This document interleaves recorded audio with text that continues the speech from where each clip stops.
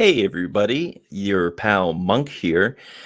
Just wanted to stop in at the beginning of the episode to kind of let you know what we have going on this week. So Mad is still down in Texas, seeing some pals and doing some family stuff, so we aren't able to do a live episode this week, but instead we decided to bring you an oldie and a goodie.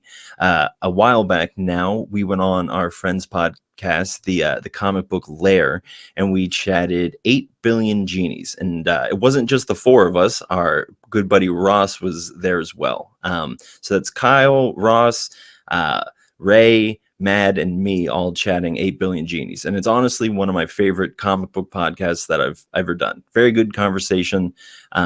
Yeah, it was just a lot of fun. So hopefully we'll be back with a new episode next week. But in the meantime, I hope you enjoy this one, and we shall see you soon.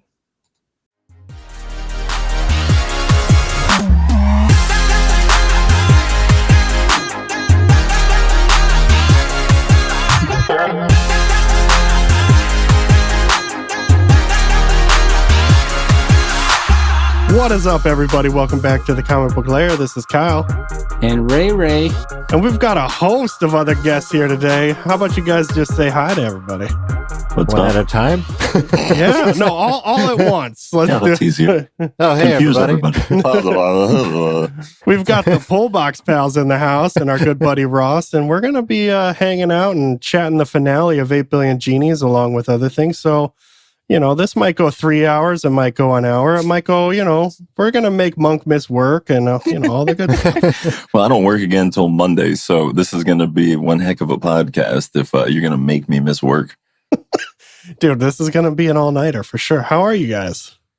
Doing pretty good. Had sunshine today for the first time in weeks, and it was nice. It's been raining here nonstop, man. It's pretty intense. Yeah, I was saying earlier that we got 80, close to 90 degrees today out here in good old Pennsylvania, and it instantly made me miss the winter. Because just the winter's bad and it's cold and it sucks, but going up my stairs isn't a problem in the winter. You know, in the hot house in the summer, you're just walking upstairs and it becomes some sort of epic poem and tale that I go on a quest, a journey. And at the top of the mountain, what do I find but my bathroom? Because that's where our bathroom is. It's upstairs. You have to go upstairs to go to the bathroom each time? Yeah, but our bedroom's up here. So at night it's okay. But during the day it's a problem. Anyways, do you guys want to know more about the architecture of my house? How are you, Ross? I'm good. I don't have to worry about that. I got bathrooms on both floors. So. And I have central air. So should we get into what we all gathered for? I think we lost somebody, but yeah, let's chat 8 Billion Genies. 8 Billion Genies. Well, I got a question for you. Let's start off with a question. That's what we like to do. If you had one wish, what would you wish for? I was gonna ask that. Wow. Great minds. That's a hard one, man. I'm not gonna lie. I feel like Ross would have a really good answer for this. No, I like the way it ended. I actually really liked how the wish that she made at the end. Yeah, no, it was great, and it really tied it back to the first issue because that was her first wish in a more selfish way. It reminded me of Doctor Who. I'm a big Doctor Who fan, and it reminded me of how he always uses his words versus using his using weapons. Words are his weapons, so it's kind of to be able to use the words to change the world versus all these people who are trying to get superpowers and trying to do all these other things. And it's all you needed was love. Just like Ray, what would you wish for? You weren't here. What's your wish? You get one wish. Dude, I would be one of the ones I think Kyle and I chatted about this for a while in the very first issue or two. I would be one that would just be making my wish quick, a random, I want to fly. And I'd be zipping around and I'd immediately regret it in 10 minutes. You're oh man, that guy can fly and he can shoot lasers I would out just of his eyes. Shoot from the hip and it would be something quick and silly, I bet. Yeah. My wish would just be to hang in the lair 24/7. Yeah, that was your wish. I do remember that. Yeah. Mine, I think, would be, this is maybe the most extreme, but this is the only thing that I could genuinely think of that would be exciting, would be I just want to meet God. but then I feel like it would be one of those trick moments where like the genies pull a fast one on me and they're just like, well, yeah, we didn't prepare you for that. So you just exploded, you know? So I figured that's how it would go, but what a way to go out, you know? You gotta ride the train out of here eventually. So if I'm going to explode in the presence of God, that's a good way to go. Yeah. Oh yeah. Better than flying around. Way better than flying around. It's kind of funny to think about you flying around and you're jealous of Monk exploding in the presence of God, and you're just like, all I can do is wasted fly. my wish. Yeah, dude. He got to explode in God's presence. Here I am flying around. Yeah, but that'd be cool. You could see the Statue of Liberty from farther away. I don't know. What's the benefits of flying? You can get places quicker. I guess that's true. Yeah. Oh, I have Did anyone not answer? Who didn't answer? Ross did not answer. Well, he kind of gave Oh, the. yeah, I mean, he gave the I comic gave a book kind of an answer, but I mean, I think he gave his lesson learned answer that from the comic. yeah, like I honestly like as I've been reading through all the issues, I've been thinking like, what would the wish be? But the wish is like, I don't know. I probably would take forever to make a wish but then I'd probably die before I got to make the wish because I wouldn't wish for something like. Yeah. Then you could wish for your wish to not be wasted. Maybe your children inherit Or it. maybe I'd wish to be a genie. Oh, Oh, like there you Jafar. go. Was that one of the? I know. Because if I wish to be one of the genies, but if I wish to be one of the genies, then I would be my own genie. So I wouldn't. Yeah. But Ross, you're getting too philosophical and deep, man. That's like a self-rotating. We were wheel. looking for something silly. I'm so you flying, know. Monk's exploding, and Ross is over here. fine. I wish I was a lawn chair. There we go, Ross. There we go. You'd make a great lawn chair. Obviously. If you could like sit in the chair and it just told you a story, that would be fantastic. That would be like a Ross chair. the Ross chair. You sit down and Ross tells you it's story time with Ross. It'd be great. Immediately. So okay, so what is this story? I like a good overview? Who wants to do this overview? I'm just running the ship now. This is my Somebody's lair. got to. But who wants to tell this story? I feel like a teacher in class. Somebody raise their hand. I feel like if I can nominate somebody, I'd like to hear Ross's Yeah, kind 100%. of overview here. Oh wait, of which one? Just the 8 billion genies. Just the Of series the overall. whole Yeah. series. Like what do you think it's about? I heard a pretty good take on it, that it was kind of like the overall message was want less, love more. Sort of. It's basically that's what it is. Well, no, it's the human condition. That's what I felt like. I felt like it's about people who constantly make bad decisions, and how if we don't stop to look at what our mistakes were in the past, we're going to keep repeating ourselves. Mm-hmm. And so we have to try to think about how we can make things better versus trying to fix the things that are already wrong by doing the same wrongs. Like, it's, I won't get into politics because it's like one of these things that I keep telling everybody. But things keep repeating themselves every generation, every decade. Even when COVID happened, I said to my staff, I was like, that happened 100 years ago. It's going to last 3 years. We have even more disparity. It's going to definitely last that long. And one of my employees was like, no way, this is going to be 6 months. I said, no, it's going to last at least 3 years. Look how long it took for them then. We're not going to learn our lesson. It's going to be the same thing. I said, but that's what this is. It seems like this is the third iteration of it. So every 800 years, for the past 2,400 years, this has happened. Mm-hmm. And so if it keeps happening, eventually maybe somebody will figure it out.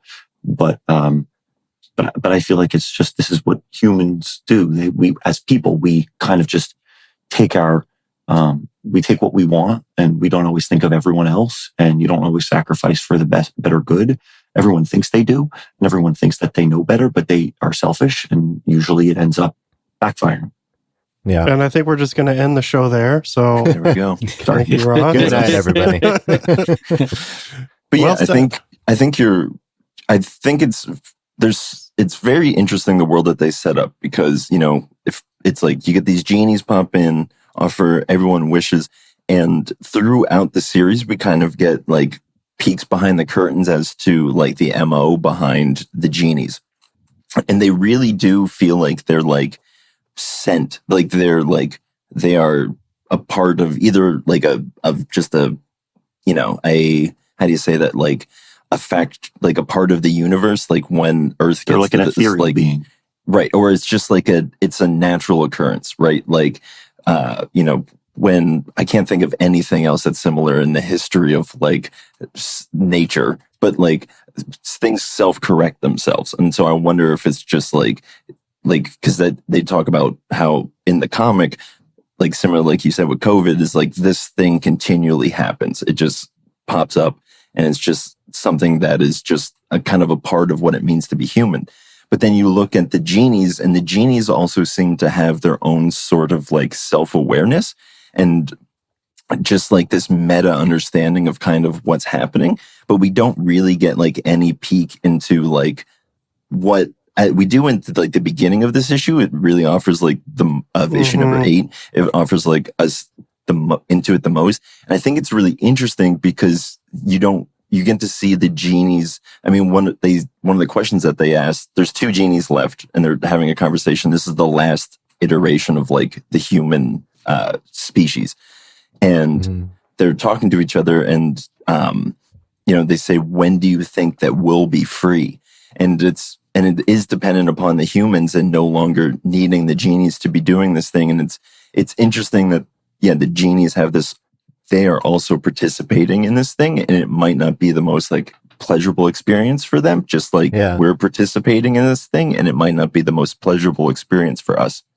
Yeah. I go. Were you going to say something, Matt? Yeah, well, it's just that I think like one of those opening lines, Monk kind of referenced it there, but it's, you know, we won't be free until they set free themselves. And that's, you know, and I was over the moon, as you said earlier, over like really issue 7. I loved issues 1 through 6. They were such like a great buildup. And then issue 7, it felt like the finale.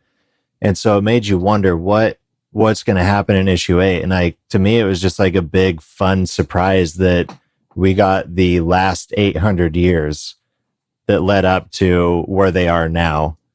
And it takes place where conversation should take place, either on a podcast or in a bar. Which in the comic, it obviously is just the bar, but also just, you know, just the genies themselves too. It's like they are kind of trapped by the human will. Like they have to correspond to what we wish of them. And so they are bound to us in that way, and they want to be free. And I love how the series also just explored like their ability to break like the fourth wall. I always loved when like one genie would be transitioning into another panel, but having a conversation in the previous one. And also just like kind of popping out of the panels to like tell us something as the readers. And so like they have this cosmic power, but yet they're not going to be free until we learn how to set ourselves free of repeating the same history over and over. Yeah. I loved the opening scene and the setting up of the genies and getting to figure out more about like how it all works. And I loved the explanation for, you know, I love the kind of dialogue that our barkeep, the genie who gets to come and be a human for a while, like Will. Yeah, Will. I loved how he was even contemplating there for a while. Like, how is this the gift? Like, what about this is being given to me? Like, humanity is kind of, you know, I don't know the right way to put it, but burdensome and. So it took him a long time to try to figure it out, and I liked his whole arc in this issue, especially where he comes to at the end, where he's figured out, you know, because the part of the thing was there is a perfect wish that would end all of this for everybody, and he finally figures it out. But he's like, you know what? No, it's not my wish to make. Like, I loved his whole arc. What'd you guys think of his arc in this issue? Oh, we're also polite. None of us want to step over each other. I love that part. Actually, when I read it first, I honestly missed it. Like I missed the first page said the previous 800 years, and I'm just reading it, and I'm like, wait, this is about the bartender. And then I went back and I'm like, I'm like, okay. And then I started reading it all over again just to make sure I was like thinking of it clearly. But I wonder, has this been happening previously too? Like, did the previous wish also get 800 years prior to that? Yeah. Like, he was the last wish. Like, that was what it was. He was the last person, the last wish. So the last wish genie. The last genie, yeah. The last genie gets to become human. Yeah. Well, and that's also too just this arc it explored for him in issue 8 was just you saw how he just wore out his human existence. Yep. And then he spent the last 120 years remaking his bar over and over. That was another thing I really liked in it too, is like the detail of how like his first bar was in like the 1880s or something like that. And it was also titled some like way to say a wish. And the falling star. Each bar had a different name that was a different way of talking about a wish. And I found that just absolutely, like, the paneling in the whole thing was just brilliant. How he was also a different, like, he was a more standout coloration from like what was happening in the history that he was telling. And I like how he like just flowed between different, like, it's almost as if like the speech bubbles were like the character in that time, like the spirit, like going at between, first like, I was confused, but yes. Yeah. I didn't honestly, like, I was like, I don't really like this, that he's just kind of like talking. And then like at the end, when I realized he was telling the story to Daisy. Yeah. I was like, oh, okay. I like that. Like, of just realizing, since they're, both kind of immortal at this point, like, they're just like, yeah, we just have time. Like, I can tell you every gruesome detail. And that's what's so interesting at, early on in the comic, there's a scene between Betty and Will, the bar owner, who, in the conversation happens in 702 years after G-Day. And then like she says something, and then like, 800 years, or when it's 800 years past G-Day, Betty, is it Betty? Yeah, Betty, whatever. The other one shows up to whatever happens there. But it's just interesting to see how like time has just become like kind of like this, like, years don't matter. When like when you're an infinite being, like, I can sit here and contemplate this bucket theory that this guy has, like, as long as I need, because there's no else. What else am I going to do? Like, I'm just going to go and be somewhere else. I thought that's immortality is a really weird thing.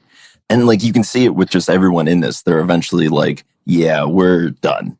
Like, we've just kind of all, like I said earlier, you got to take the ticket out eventually.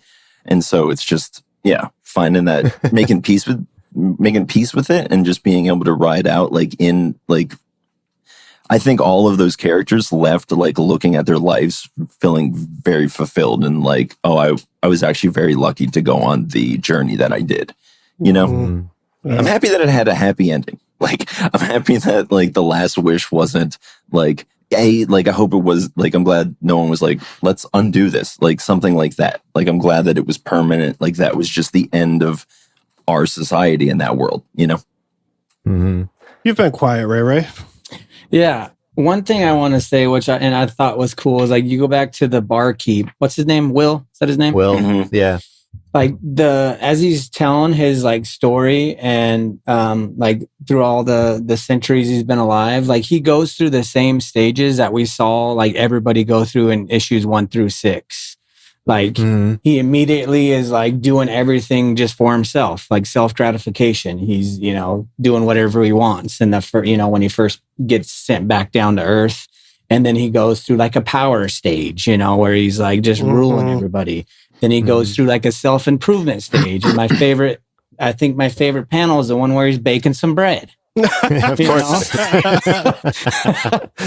And then after the self-improvement stage, he goes into this, he wants to be a family man. And so we see all that too with all, in the first 6 issues with, I think they even mentioned, I can't remember what issue, like we're going into the power stage now. And him as the bar, when he's a barkeep and everybody's still in the bar, he's telling everybody, like, as they're going through all these stages, they're the same stages like he went through that he's showing. And so I thought that was pretty cool. I really liked his power stage. I think it might be the same one, but where he kind of becomes like the Genghis Khan character. Yeah. And this will make sense, but was my favorite because it's when Oh, he. good. I'm glad that you're not going to say a statement that's just like nonsense. Right. You're like, lobsters are on the fishtail once the Bonchikovs. But just how he like accidentally inspired the myth of vampires. Yes. Like I was See, like, okay, here's where I'll push back a little bit because I struggle when I'm like, oh, you were just like you were Forrest Gump throughout history, like you were just there for everything. And I think for me, that kind of like, whenever I see that in a medium, because it's not like an uncommon thing, right? Like I'm drawing a blank, maybe because it's 11:35 at night, but who knows? I can't think of another time that somebody takes on a bunch of personas throughout time. But for me, it's just kind of this like easy like trope to be like, look at this person. He was this person that we don't really have to dive into like character development because he's just Genghis Khan. Genghis Khan, like, understand what I mean? It just seems like, it's like, well, why did you get to be like this? It's a weird thing to me. How did that person get to all those powerful positions?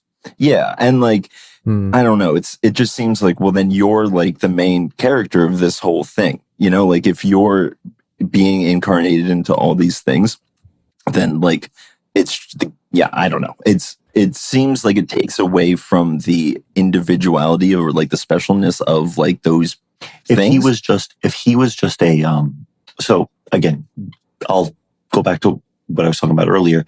I love Doctor Who, and Doctor Who in like about 2 or 3 seasons ago had a girl who was given immortality in like the 12, 13, 1400s, and she lived for forever, but she had a finite memory. So she could never remember everything. So she always had to write everything down. And I said, because the human brain only can categorize can only compartmentalize a certain amount of information. And if you live infinitely, like how many people remember things from like 30 years ago? Exactly. So, but she was always in history, but she was never a focal point in history. She would just be, there was this person who was there, but like, it kind of was like a myth. It wasn't this, he was the dictator. He was this, he was always like high end. It was not like they had to rise to the ranks of all these things because like, Monk, like you're saying, like, how did this person become Genghis Khan? Like, was this person queen at one point? Was this person like, because he could change gender? Like, was the bartender just like, he had the ability to just tell everybody what he wanted, kind of like Kilgrave and Daredevil, like, I'm going to be queen. And okay, you're queen. Yeah. Yeah. It's just, well, how did this happen? But I do get very like, I love this comic. It was great, but I'm just a nitpicky little boy. And because I'm like, he talks about like the bar being well supplied and it's 800 years on. He's like, yeah, we still got beer on tap. And I'm like, where did you get this? You just wished for the bar to be safe. You didn't wish for the bar to be unlimited supplies. Right. Yeah. And so like, I'm looking at him as like, that's like kind of like what we were just talking about. It's like, well, what powers do you have? Do you have the ability to like grant wishes and do things like that? Or I think when Will made his wish in issue 1, I think it was like the necessity to survive inside the bar was included in his wish. You might be right. Yeah, because I also remember too, like at the very end, the lady making the last wish, like the genie always like examines their heart too. So it could have been like something like that when he made that wish, That's fair. All right. But I want to go back to also just like we as finite human people, we don't retain our memories that well. It's like you have glimpses of what happened 30 years ago, but telling it in detail. But like one of the, I guess the benefits of being a genie incarnate human is they said that he gets to retain his memories. And so like that was still at play throughout that. I'm talking, yes, I agree with you with that. Yeah. But the two people who've lived for 700 years. Yeah.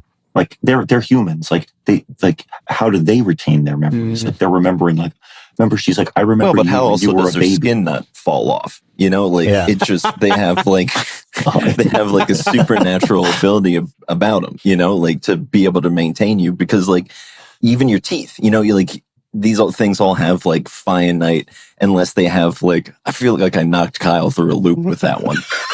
Yeah. Just over there rubbing his face.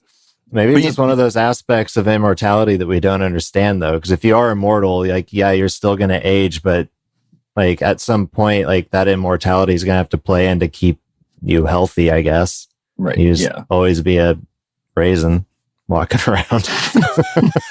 Remember the California raisins? Those were my jam back in the day. Heck yeah. We actually just found a vintage California raisins t-shirt. Oh, really? Quick, plug Yeah. your shop. Oh yeah, 1972, downtown Corvallis. There you Check go. it out. But yeah, I mean, we talked about a little bit about this off mic. So if you want to come back to this, I was not a huge fan of issue number 7. I did enjoy it, but for me, it felt like I really appreciated how they did the 800 years in this, that they didn't try to show you 800 years worth of stuff. They're just like, listen, these people just got old. Like, Yeah. that's just what happened. The world just kind of dwindled. People died off without making their wish, or they made some stupid ones. Like, we're just here now, you know? But yeah, I was a little bit worried that I'm like, oh man, this is going to be trying to slam in a lot. But also, what happened to Sunman? Did he go the way died. of all people in number 7? Okay. Yeah. I will say, I wish we got a little bit more of what was going on outside. Like, we just didn't get to see the world at all, and that did kind of bum me out a little bit.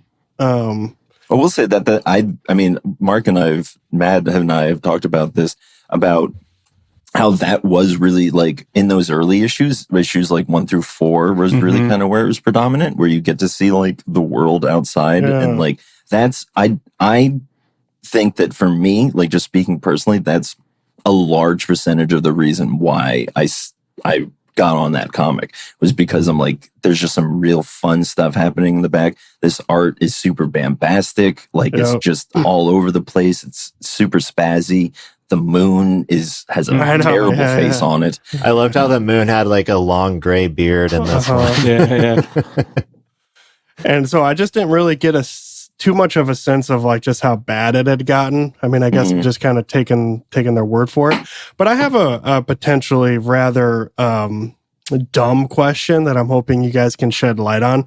So at the end, there's the final wish, and I would like to get your guys' take on the final wish. But before I ask that question, you flip the page and it's just another one of those, population statements, right?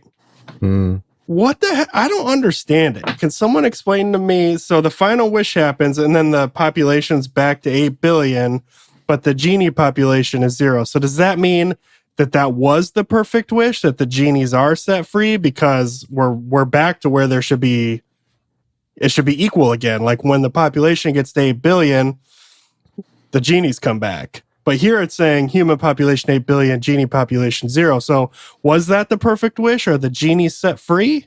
I took it as yes. Yeah. I think for the purpose of the story, like that was the best they could do. Well, right. And I think, no, go ahead, Russ. No, I was going to say, I took it as that without asking for things to start over, it literally brought everything back to where it was, like at the beginning. Because that's interesting, because for a second when I saw that, I wondered if it did just reset it. Like it reset it without resetting it. It reset it without like the wish of let's reset this. Like it reset it back to. But does that mean like people came back from the dead? Yeah, basically like nobody knew. 8 seconds later, it was just like as if it started over. That's what I mean. Again, I could be wrong. Yeah, I interpreted that for like a hot second, and then I think I meant. Then I went into no. We're seeing this the time after this that the human population is rebuilt. And they've rebuilt upon. But it says on the top, the next 8 seconds. It's confusing because it says the next 8 seconds. That's the only reason I said it, because I'm like, I agree with you. Now we're going to have to arm wrestle. I was going to say, some more. Okay, that works too. The next, like if it said on the top, like the next iteration, or just left it blank and it just had the picture of the earth and it said, 8 billion people, genie 0, and they left the top completely blank, I would have been fine with that. I would have just seen Earth, 8 billion people, no genies, means that we solved the problem. But because it said the next 8 seconds, that means something had to have happened that reset things. Because where did all those 8 billion people come from? Because right now on Earth, there weren't 8 billion people, were there? I mean, maybe there were. Like all these people lost their wishes, but were people still having babies over these 800 years? Were people still like, 800 years later, was the population getting back to that? Like, we don't know. It just makes me think of like that final wish though. And the wish was, I think, I wish that everybody could be loved in the way that they want to be loved.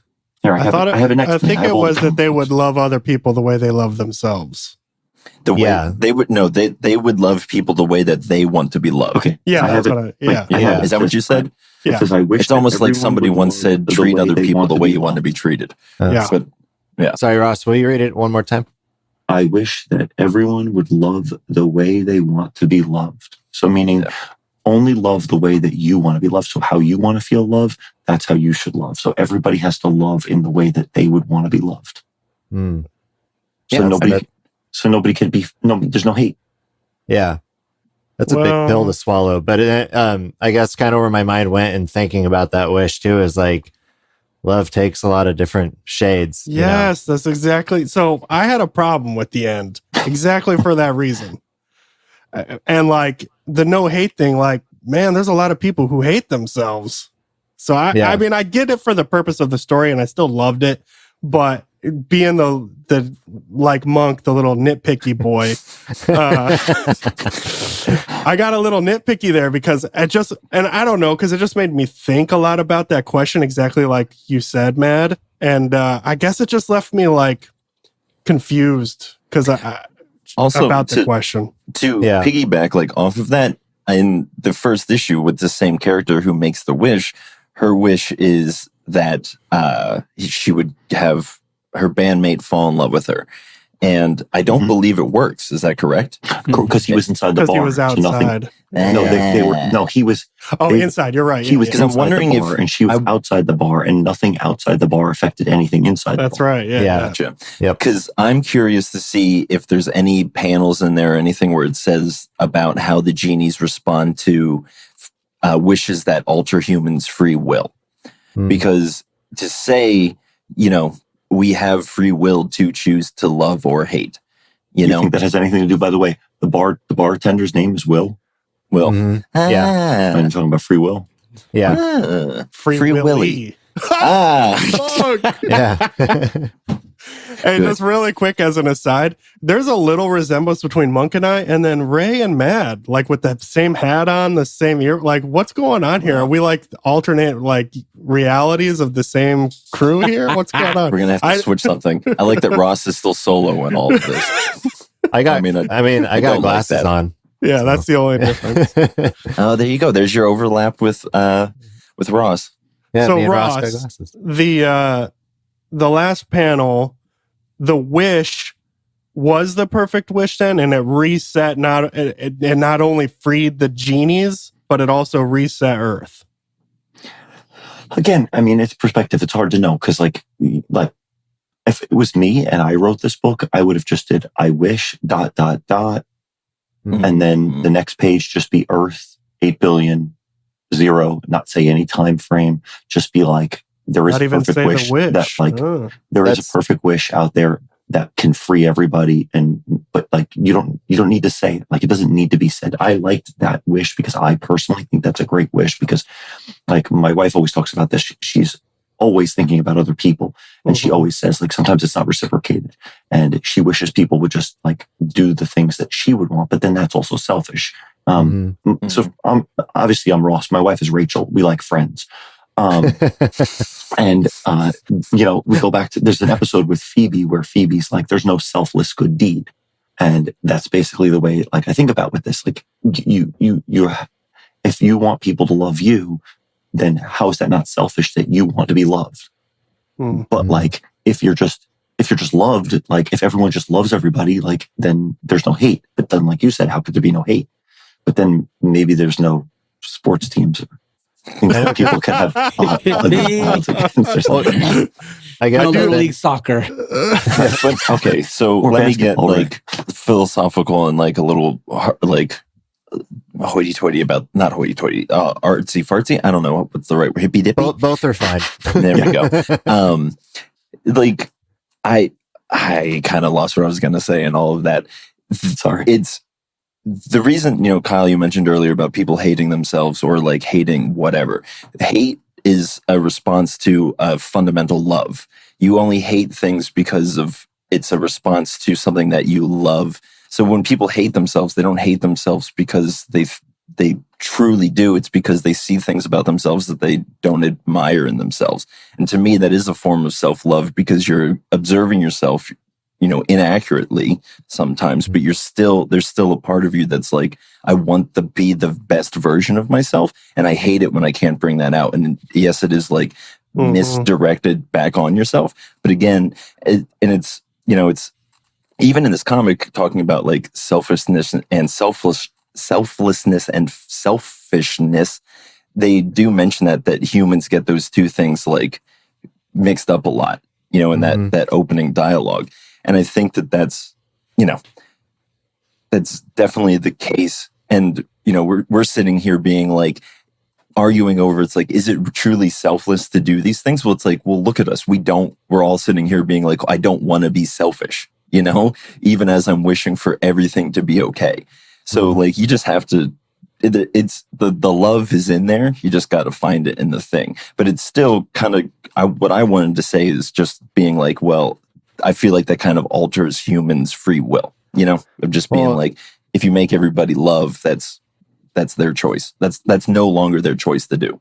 Yeah. Well, and it makes me think too, is like, does this wish make envy not a part of humanity anymore?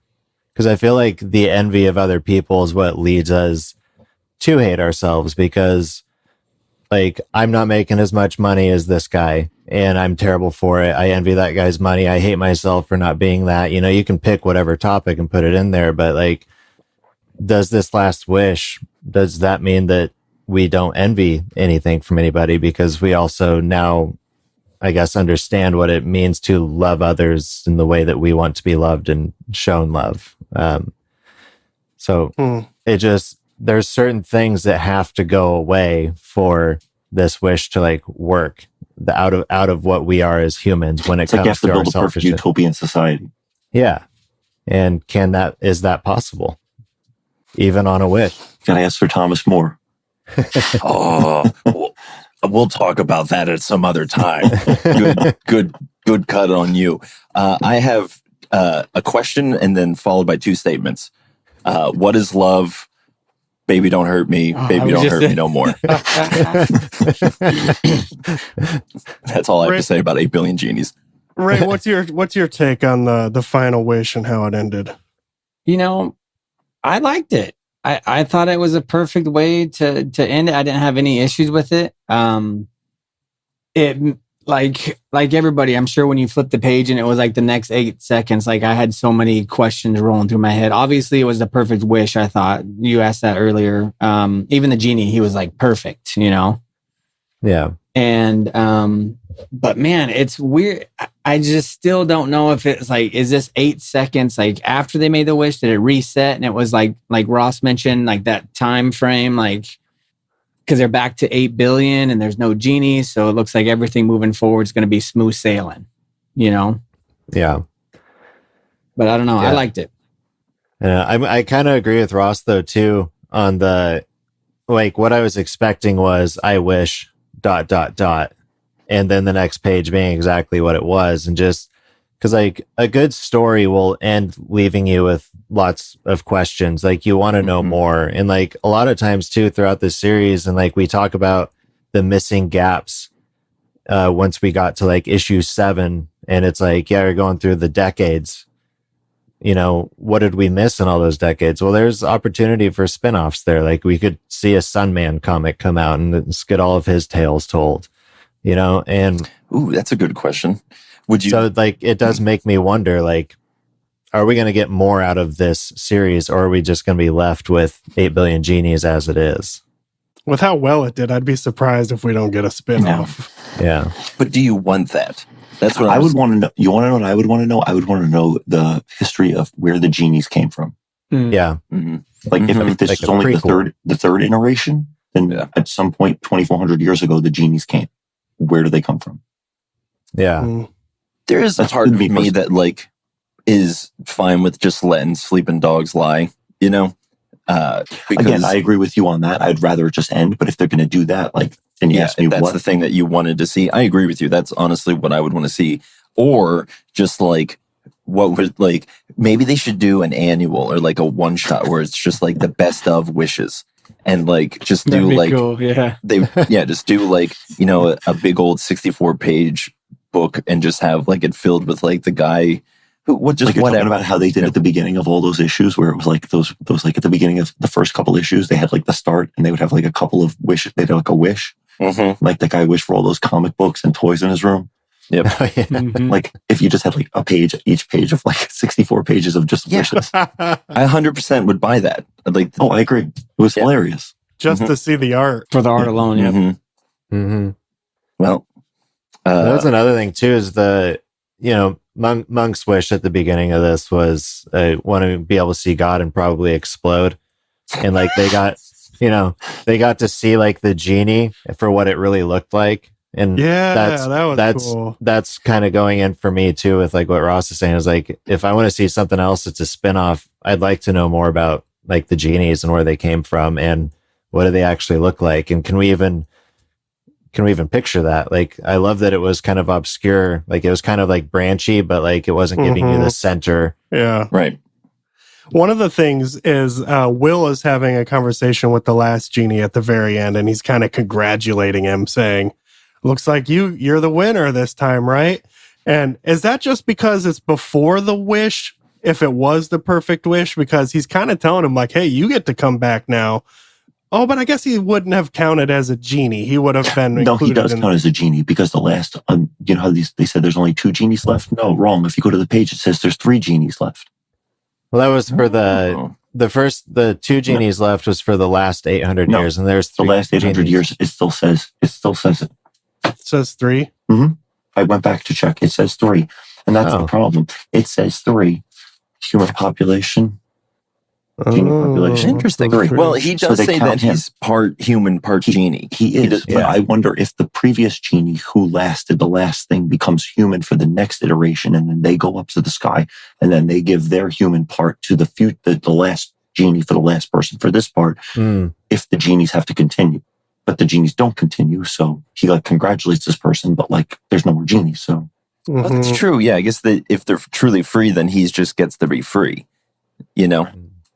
I think it's kind of like a weird, It's like great. when the 2 genies are talking, when Will gets sent down into his incarnation, he sends him down, and he's like, have fun. I have to go see a bunch of people. Yeah.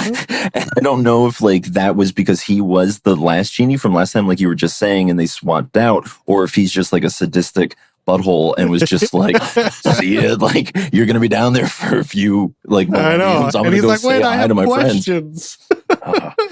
But like at the end, it also just begs that question too with like the genie switch is like it's seen as like the prize for the genies, but at the same time it does all like they're playing on this, yeah, it's your turn, sucker. Like, yeah.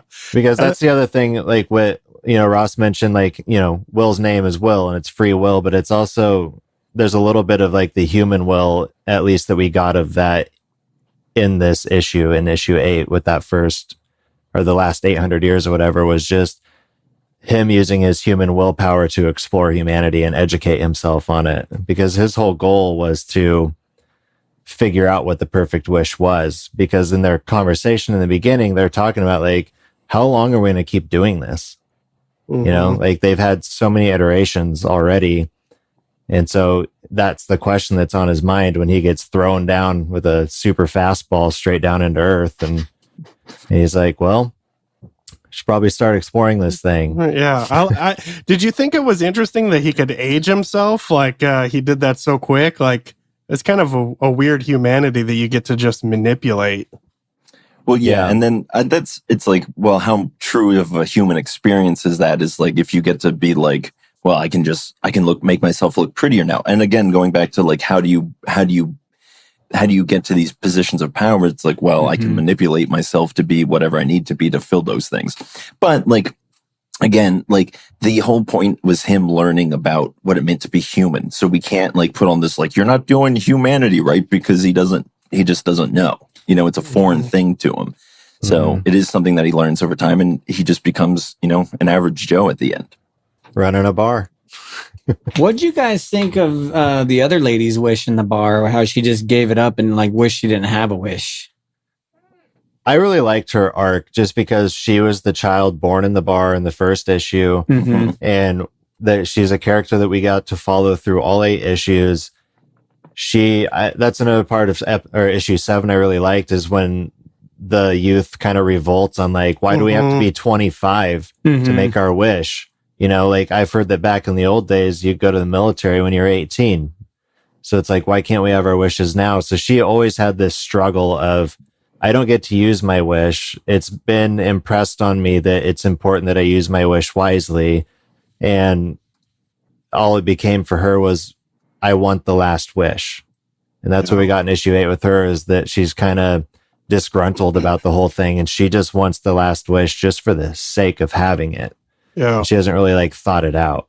And that's why that I love when she makes her entrance. I love that it was a transition of Daisy walking into the bar, and then she was there for like 100 years or something, like 70 years or something like that. Yeah. And then Daisy comes in and she's like guns a-blazing, like taking that wish.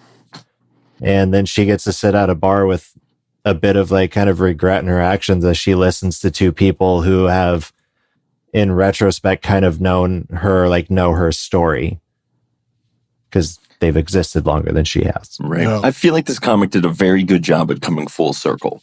And sometimes it feels like that's kind of like a cop-out, or like it's just like, oh, okay, of course, it's like earnest or something like that. But I definitely feel like all of the characters who were like standing in the bar at the end, like I said earlier, is just, it all felt earned. They all felt very tired and very withered, but also very they had full experiences and like had come to an understanding later in their life, Oh, I think it would be cool. I mean, we've talked about this now for 48 minutes, which is quite nice, but I'd like to get your kind of final thoughts overall. Like, if I could just go down a list, give your kind of final thoughts and like what you thought of. Did it live up to the hype for you? This is like, I think, one of the most hyped series I've read in a while. And I mean, there was just a lot of excitement for it. So I'll do the picking, no complaining. But Ray, what'd you think, buddy? Going first, dude. No, I know going back to the end of last year, like this, even though the series wasn't finished, it made my top 5. And from the start, I immediately loved the whole thing. I loved the premise. The art I thought was fantastic. Like, I remember the first couple issues, like just flipping through it multiple times just to find all the cool stuff in the background that you didn't see the first couple times you read it. Yeah. Like the art alone to me was just awesome to flip through. Yeah. And like the only issue that I kind of like, and it wasn't even bad, but for me, it was issue 6. I was like, okay, issue 6. It was a kind of weird transition issue. I really liked issue 7. Good. I'm glad you enjoyed it. Why would I want a friend not to enjoy a comic? And I like this one, but definitely one of my favorites. I don't know. That's all I can say. I loved it. Like everything about it. It was hilarious. You get cool action stuff. Yeah, it was just a world you could get lost in, where you could just like, you didn't even have to read dialogue. You just flip through the pages, Yeah. So definitely one of my all-time favorites, I think, for sure. Right on. What about you, Mad?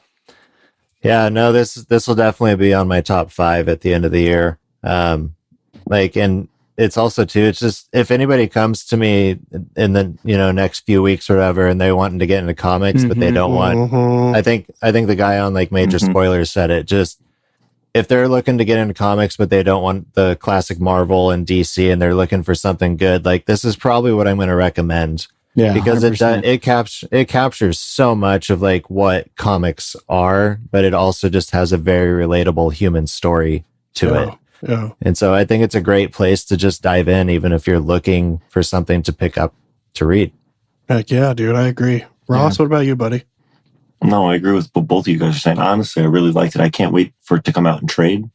and then I can reread it as a whole, because I feel like that's going to really piece it together. I find that when I read these individuals, they're good, but when I get the trade and I can read all 8 issues and I can just sit there in one sitting, read it all, and I'll be able to really see, did it flow as well as I thought, or was I off? Or like Monk's saying, like issue 7 was like its own problem, or Ray said issue 6, and like I had issues with both of those issues because they weren't like, I wanted things more developed. But you want to know what? Maybe if I read it in a trade, it will be like they just were like, and it was almost like a montage of things. Like you kind of just, you didn't need more detail if you read it as a whole, but because you're reading individuals and you're kind of just like, you know, it's not Little Monsters. It didn't leave you with like, what the world did I do to read?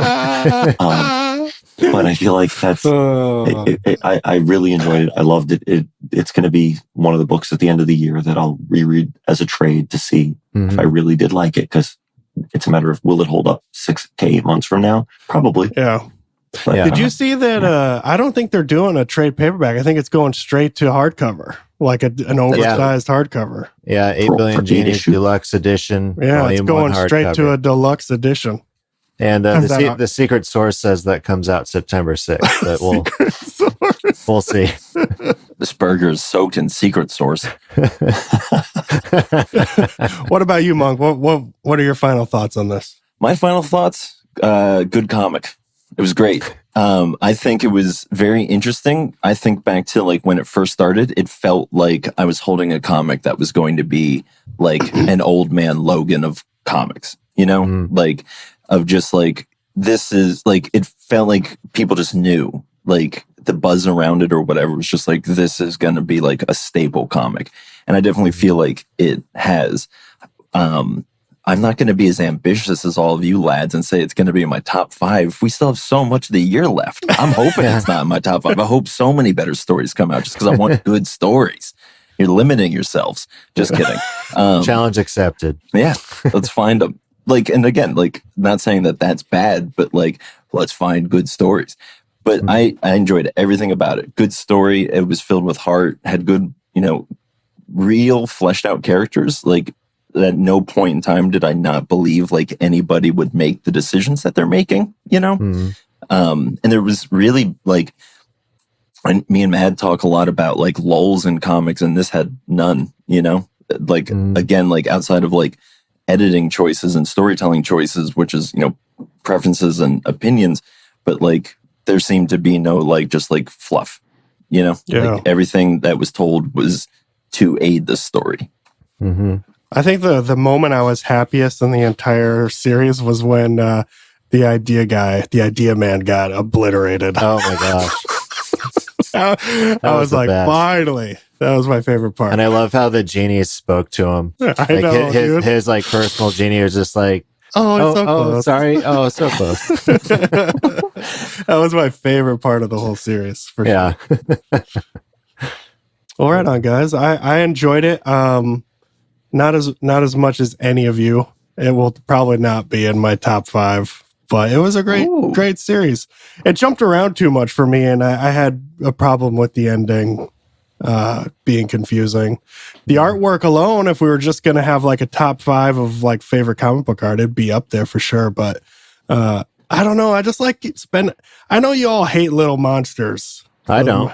No, I don't hate it. I do. But I love sitting there and like these backstories that feel like they're not going anywhere. Like, you know, like I just didn't get anything really. Like I just wish I could have got more into the characters than we did. It was an idea story, and I can't critique it. Like, this is just the way this story was going to be told. Otherwise, it's going to be 150 issues. Right. Yeah. And so it seems like a lame critique to be like, you know, they said from the outset it was going to be 8 issues. I guess I just wish I would have had more. Well, that's how he's going to use his wish now. We figured it out. That's right. Yeah. But I agree with that. I can feel that of just because it's such a good thing, you want to spend more time in it, and like you really love like seeing these characters in this world. But again, like it wasn't the story that they set out to do. You know, like what was the superhero kid's name? I think Sunman. like, dude, his whole arc seems so cool, but to like actually be able to watch it more like develop, like his ending felt too abrupt to me. I don't know. Yeah, I felt like he had a good ending. I felt like he ran its It's not course. that it didn't have a good ending. I thought it was an appropriate ending. It could have landed more for me. Like a I bird. don't know. Landed like a bird. I kind of felt like with the Sunman arc throughout the series, like it seemed a little short, but it left you with a lot of questions. But being that he is a superhero that was working essentially for a government agency, it's like been there, done that, and so we kind of could fill in the gaps with his story. That's true. But still, yeah, I would like to see more of like the missions that Sunman did, like get some action in there. But that's not what this story was trying to tell. Yeah. And I think and this is why I kept asking you, Monk, because I thought maybe I'd have like a kindred spirit here, because I thought I remembered you saying about issue 7 that you were frustrated with the jumpiness, like especially with the bandmates, like all of a sudden their story is just kind of done. Oh yeah. Like, yeah, that's 100% true. But again, like it's maybe I've made peace with it and just don't feel like kicking a dead horse. But you and your horses, man. I'm not going to let horses anywhere around you. That's a good call. Just because they've heard it and they're vengeful. I think there might be a book called Horses Never Forget. But anyways, I don't know, those are elephants. Yeah, I don't know where I was going. Good comic.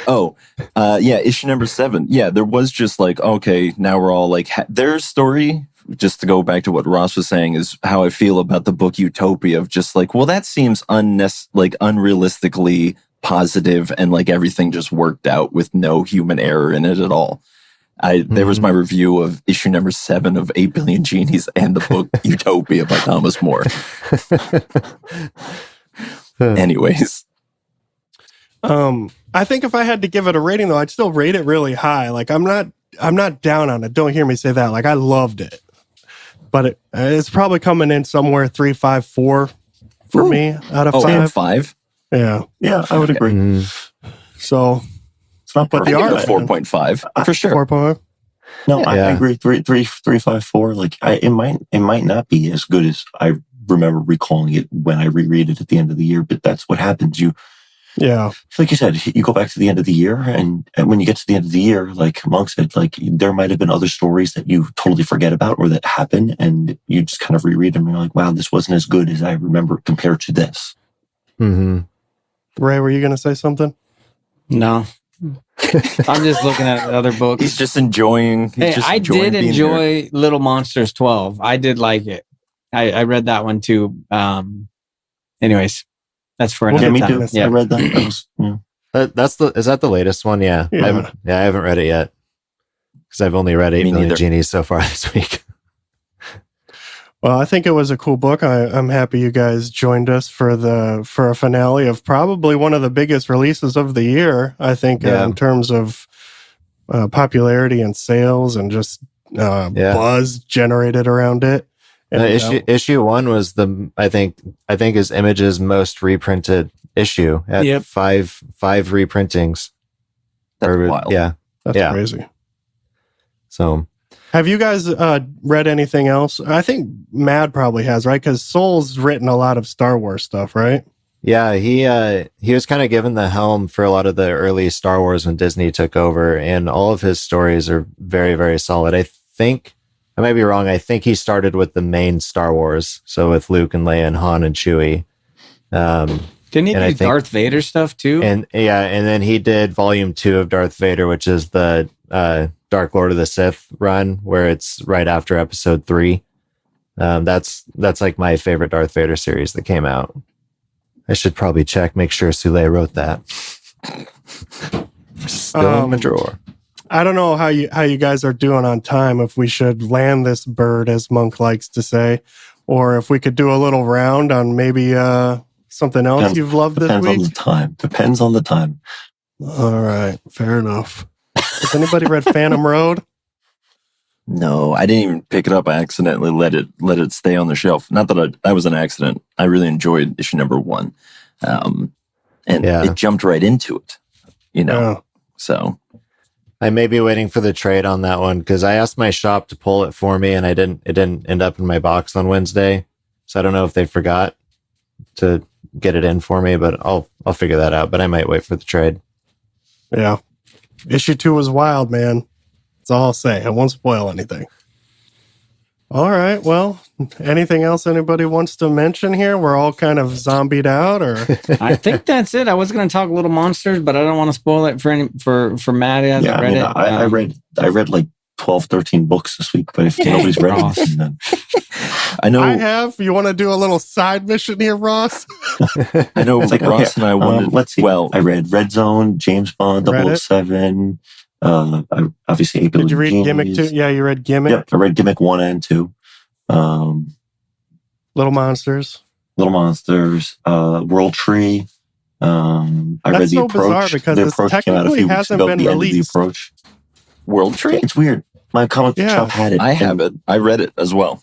I know, but Yeah. it's not supposed to be out yet. Like it's supposed That's to. what My my be shop buddy out. said. My didn't buddy have said in it. Pennsylvania. My buddy's like, he's like, yeah, they're not supposed to have it. My comic book shop was like, well, they sent it to me, so I'm selling it to you. I think Yeah, it's no. a ploy by the publisher to be like, look how we're disrupting society like the figures within World Tree are. I think it's real life. It's a wild This- book. Like Wild. it's like when they hire those actors to go to that baseball game and smile for the movie Smile. This is the exact same thing. I have no idea what you're talking about, but I'll take your word for it. Well, good. I swung for the fences like that. Again, another baseball reference. You a big baseball guy? No, I've been to baseball games. I enjoy them. As I've gotten older, I'm more terrified of them because I feel like my skull would not do well against a baseball or a baseball bat. Probably true. Ross, our basketball teams are in the playoffs, man. Are you excited? Yeah, well, I have to work tomorrow, and then I got to put the kids to bed. And so I'm like, I think I'm going to miss the whole game. Yeah.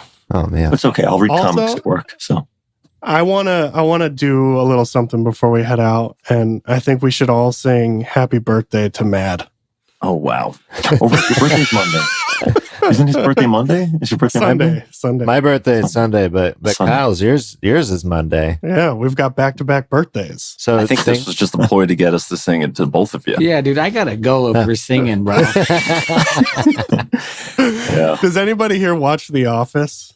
Yeah, yeah, obviously. I've watched it all. Yeah. Do you remember the scene where it's Michael Scott's birthday and he calls Jan and he's like, "Hey Jan, happy birthday." And Jan's like, "It's not my birthday." But he's just calling her saying Yeah, that he said because he- he wait, I wants thought we her had- to say happy birthday Right, no, to he him. said, I thought we had the same birthday. Yeah, that's right. Well, happy So- birthday, Kyle. Yeah, I was just looking for a happy birthday. And Yeah, happy birthday, guys. thanks. Thank you. I will Does say. anybody? Go ahead. I just want to say this real quick, Ross. In this one sentence, what did you think of the finale of Know Your Station? I predicted this from the beginning. Yeah, I thought same. that I thought how it ended was exactly how I thought it was going to end because 2001: A Space Odyssey is in my top 10 movies of all time. Mm. There you go. I was a little caught off guard by the ending. I need to go back because I don't know how I feel about it. I like certain Well, that's my aspects hard of part. it. Once I realized, I thought of Open the Pod Bay Doors, Hal, and that's what I felt. I'm like, oh my god, I'm like the computer. It's the computer, and But then once that happened, I liked the ending post them finding out, but it was very predictable that I thought that was what was going to happen, and that's how it was going to end. Yeah, I don't think I Still thought liked that it. it would end like it did, but I knew that the station was behind what it was. To understand this conversation, make sure you check out the comic Know Your Station. It is very enjoyable. I honestly, this issue kind of like it like for me, but that's just because of like it's too much for me to explain on this podcast right now. Mm-hmm. But I will say overall, I really enjoyed the experience of reading that comic. Written by the same woman who wrote Eat the Rich. Yeah, I loved Eat the Rich. And the You artist is by the same artist who did what was the story with the guy who robbed the bank and it was the Satan worshippers that we were reading, Kyle? Oh, True True Cult. True Cult. True Cult. Yeah. So good art, good story. But that last issue went like monks. Like, ooh. Womp, womp. It's hard to were you land a gonna say bird. Something? No, I just made the sound effect to the woo woo woo woo woo womp womp. You guys got your eye on anything coming out next week?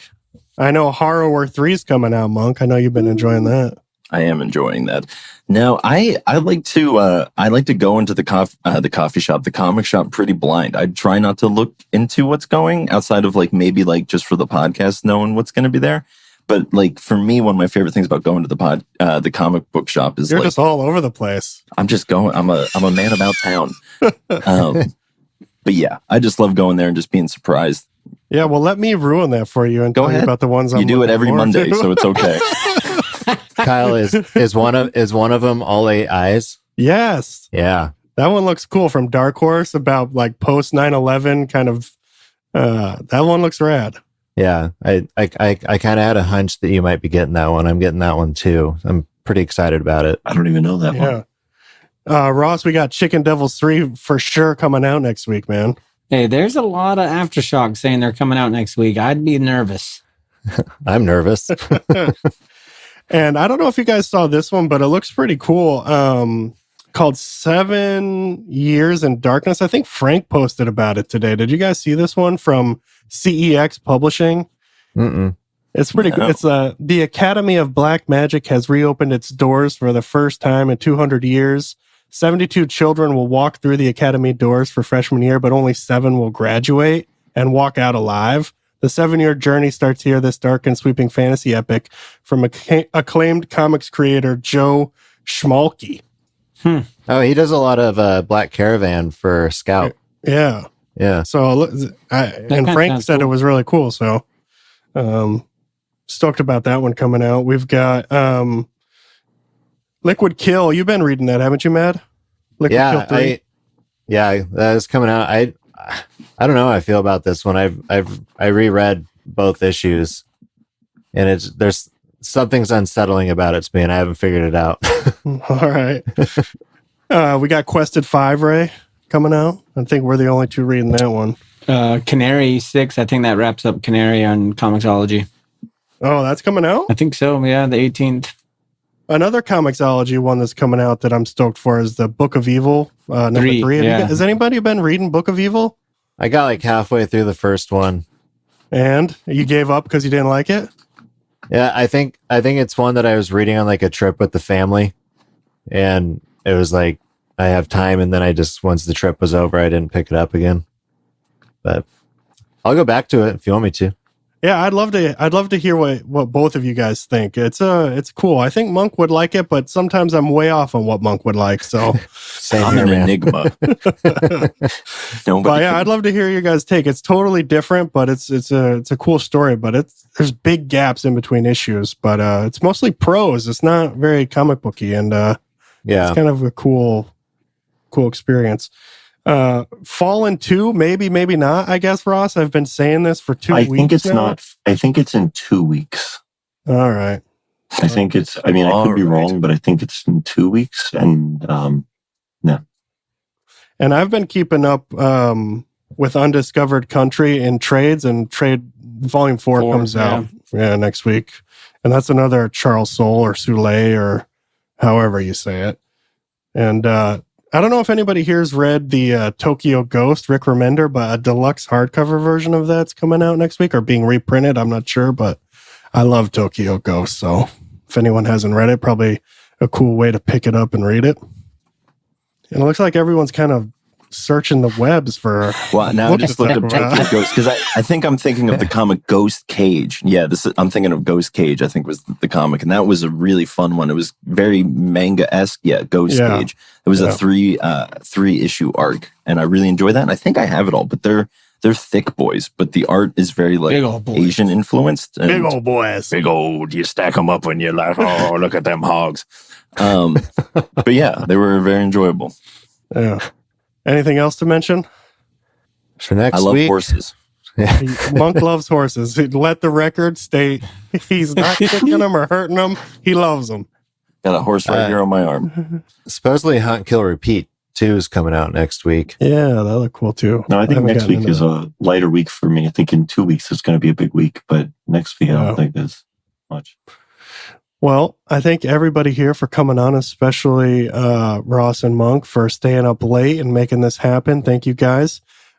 We love the Pullbox Pals. How can people follow you guys and keep up with everything you're doing? I'll go ahead and take this one. Yeah, you usually do this stuff. I usually do this part anyway. I'll think of something witty to say in the meantime. Yeah, you can find us pretty much on all the socials at pullboxpals. You can find me on Instagram at mad_nerdy, and you can find Monk on Instagram at that monk guy. And yeah, we go live every Wednesday, 3 p.m. Pacific, 6 p.m. Eastern. And we love chatting comics. We love when people engage. All 3 of you have engaged us in our live streams before. And so thank you guys for that. And we also love you guys. Yeah. So thank you for having us on. It's a lot of fun. Man. Yeah. Ross, where can people follow your comic book shenanigans? No, just I'm on Instagram, Redopeticalcorp. That's my. I love how you're just handle. like, yeah, you know, if you want to, you can check me out. I'm there. Come on, man. Gin and tonic and comic, dude. Yeah, Cool I love my gin. there, I love my gin and tonics, and I will pour myself a glass after I've read all the books, and I will reread the book that I think that I like the most, and basically post what I think about it. I didn't post anything yet because I figured if we're doing this, I didn't want to spoil anything and put anything out in case somebody hadn't read anything. But I appreciate. And then guys. we didn't talk about any other book. Because I can now post whatever book I like best out of all of them. That's right. But yeah, no, you guys are awesome. I really enjoy coming on and chatting with you guys. Well, these are my favorite dudes in the comic book space, so make sure you follow them all. You can come chat with us all on Discord too. We're all over there, so come chat and hang out. And I know exactly where I'm going with this. So, Ray, how can people follow us and keep up with what we got going on, buddy? Yeah, definitely subscribe to our show. Let us know how we're doing. Head over to our Instagram, the Comic Book Lair. We have a link tree there. You can take it to our website, and you can take it over to our Discord channel. And we'd love to meet you, and just love hanging out with all these guys. I was super stoked when it kind of like just popped up that we're all going to be hanging out. I think it was like Wednesday or something. And I was like, dude, this is going to be epic. And it's cool when we get a chance to do this. And it's been happening more often, which is super rad that we can all just come together and hang out, man. And it's my best part of the week, Friday nights. Heck yeah. Well, hey, next time we'll have you over at our house. How's that sound? Dude, you guys are always so nice to host us. Next Friday, I'll be in Arizona. So, hey, look at that. You'll be on a better time zone to do something. But there'll be a lot of family there, but I will be in Arizona next I'm Friday. sure they're in the comics. All right, Ray, Monk, why don't you guys take us out of here, huh? Yeah. Keep reading comics. You haven't heard a comic podcast like this in years. Got it.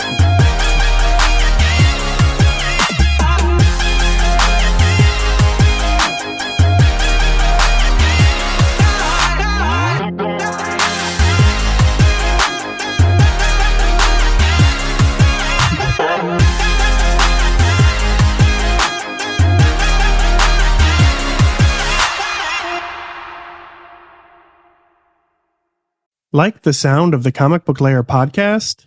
Our audio production is provided by Rosecat Audio. Check out Rosecat Audio at rosecataudio.com. ROSEKAT audio.com.